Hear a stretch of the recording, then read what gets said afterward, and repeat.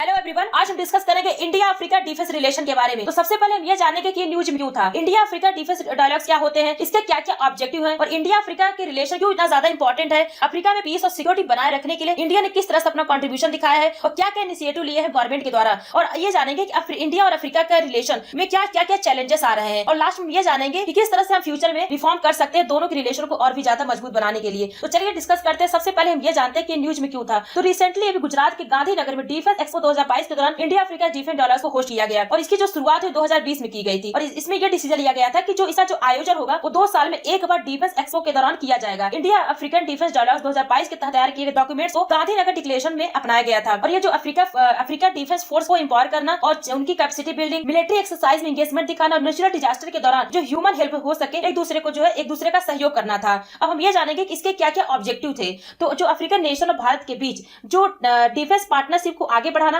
और आपसी जुड़ाव में वृद्धि करना और सहयोग के जो नए नए क्षेत्र हैं उसकी तलाश करना, जैसे कि कैपेसिटी बिल्डिंग, जो है training, cyber threats, maritime security और जो टेररिज्म से को टैकल करने के लिए किस तरह से एक दूसरे का सहयोग किया जा सकता है। चलिए जानते हैं कि इंडिया और अफ्रीका के रिलेशन क्यों इतना ज्यादा इंपॉर्टेंट है। अगर हम जियोपॉलिटिक्स की दृष्टि देखें तो बहुत ही ज्यादा इंपॉर्टेंट हो जाता है। और अगर बात करें जो अफ्रीकन कंट्री है उनके हित को सुरक्षित रखना बहुत ही ज्यादा जरूरी है, क्योंकि अगर एक तरफ देखा जाए जो रसिया और चाइना है वहीं दूसरी तरफ वेस्टर्न कंट्री है वो कहीं ना कहीं अफ्रीका में अपना जो है एक तरह का जो है प्रभाव दिखा रहे हैं। अगर वो मैरीटाइम सिक्योरिटी की बात करें, स्पेशली ये देखा जाता है जो इंडियन ओशन रीजन है उसमें जो मैरीटाइम सिक्योरिटी सबसे बड़ा चैलेंज है। जैसे कि वहां पे बहुत ज्यादा पायरेसी यानी समुद्री डकैती बहुत ज्यादा होती है और समुद्री जो आतंकवाद है वो इलीगल चीजें बहुत ज्यादा होती हैं, इलीगल अनरिपोर्टेड अनरेगुलेटेड फिशरीज, उसके बाद ड्रग्स स्मगलिंग, ह्यूमन स्मगलिंग, तमाम सारी चीजें जो है कहीं ना कहीं इंडियन ओशन रीजन में होती हैं। दोनों देशों के सामने सबसे बड़ा चैलेंजेस यही चीजें है कि मैरीटाइम सिक्योरिटी को जो है बहुत ही ज्यादा जो प्रोटेक्ट करना है। अगर हम बात करें जो है सिक्योर सी लेन्स और कम्युनिकेशन की, तो जो इंडियन ओशियन का जो प्रवेश मार्ग है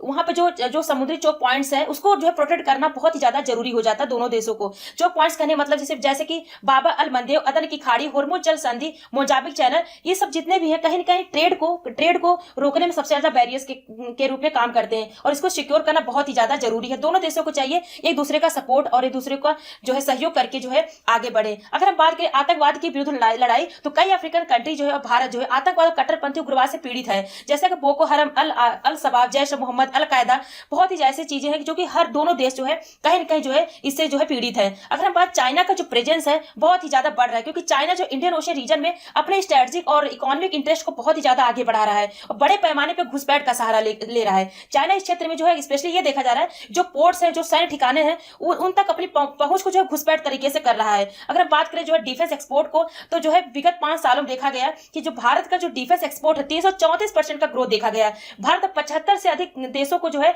डिफेंस एक्सपोर्ट मतलब डिफेंस में काफी ज्यादा एक्सपोर्ट कर रहा है जो उसके इक्विपमेंट्स हैं और अफ्रीकी देश जो है भारत के पब्लिक और प्राइवेट सेक्टर दोनों कंपनियों के लिए एक बड़ा मार्केट हो सके हैं। अगर हम बात करें जो है पीस कीपिंग में, तो एक दूसरे का सपोर्ट करते हैं। अफ्रीका में जो पीस और सिक्योरिटी बनाए रखने के लिए इंडिया ने काफी ज्यादा अपना कंट्रीब्यूशन दिखाया है। जो इंडियन इंस्टीट्यूशन में जो अफ्रीकी जो डिफेंस है, जो मिलिट्री है, जो नेवल है, जो असैन्य कर्मी है, उनको ट्रेनिंग देना और मुख्य रूप से जो एंटी पायरेसी है, जो समुद्री डकैती के खिलाफ जो भारत के जो एफर्ट्स रहे और जो कुछ समुद्री गश्त के माध्यम से जो समुद्री सुरक्षा को श्योर करना, वही जो यूनाइटेड नेशन के जो पीस कीपिंग है उस तरह के कैंपेन में सैनिक और पुलिस बल या मतलब कि महिला बल सहित जो है बहुत सारे एक दूसरे का सहयोग किए हैं कई जो इंडिया और अफ्रीका। अगर हम बात करें जो है क्या क्या इनिशिएटिव लिए गए हैं, तो जो है सिक्योरिटी को मजबूत करने के लिए Africa Bharat field training exercise की शुरुआत की गई 2019 में। वही 2020 में जो है भारत अफ्रीका जो है डिफेंस मंत्री कॉन्क्लेव का आयोजन किया गया, जो कि जो इसके तहत जो लखनऊ डिक्लेरेशन को अपनाया गया था और दोनों पक्षों को स्पेशली जो है डिफेंस और मिलिट्री और सिक्योरिटी में एक दूसरे का सहयोग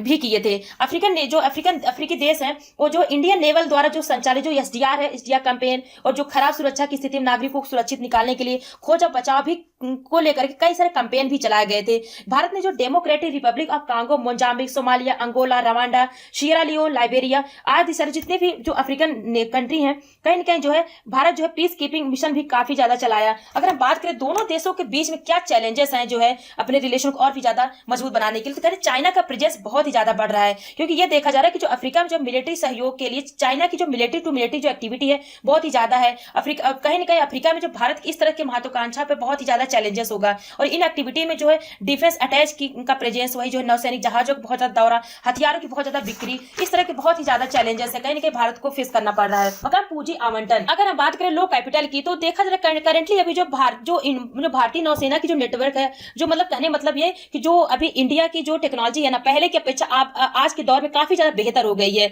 लेकिन इसके लिए अभी भी बहुत ही कम पूंजी या बजट में बहुत सारी चीजों को बहुत ही कम आवंटित किया जाता है। और इस तरह जो फ्यूचर जो स्कीम्स हैं और बहुत ज्यादा जो डेवलप चीजें होती है उस पर निगेटिव इंपैक्ट पड़ता है। और अफ्रीका में जो देशों के मध्य और देशों के भीतर बहुत ज्यादा कॉन्फ्लिक्ट देखने को मिलता है, और जो वादे किए जाते हैं उन्हें पूरा करने में काफी ज्यादा गैप होता है, क्योंकि जो इंडियन ओशियन के जो रीजन है, कई सारे जो है कई कोस्टल कंट्री के आसपास अपने जो मैरीटाइम सिक्योरिटी जो को बनाए रखने के लिए कहीं ना कहीं भारत पे भी निर्भर है। तो कहीं ना कहीं जो समुद्री अपराधों को बहुत ज्यादा खतरा रहता है, क्योंकि जो पूर्वी अफ्रीका के तट हैं वो कहीं ना कहीं अदन की खाड़ी और जो वेस्ट अफ्रीका में नाइजर डेल्टा क्षेत्र, गिनी की खाड़ी में पायरेसी बढ़ती बहुत ज्यादा घटनाएं हैं। ऐसी अफ्रीकी समुद्री सुरक्षा के मुद्दों को लेकर के कहीं ना कहीं विश्व का जो पूरा ध्यान है ना, इस ओर आकर्षित किया है। तो सबसे कहने का मतलब है कि जो मैरीटाइम जो क्राइम होते हैं उसका खतरा सबसे ज्यादा बढ़ चुका है। और अगर हम बात करें जो है कुछ जो म्यूचुअल बेनिफिट की, तो इन सब क्षेत्रों को निर्धारित करना सबसे ज्यादा जरूरी होगा, क्योंकि जो नए और उभरते जो थ्रेट्स हो रहे हैं, जैसे कि ट्रांस बाउंड्री टेररिज्म बहुत ज्यादा हो रहा है, इंटरनेशनल और कुछ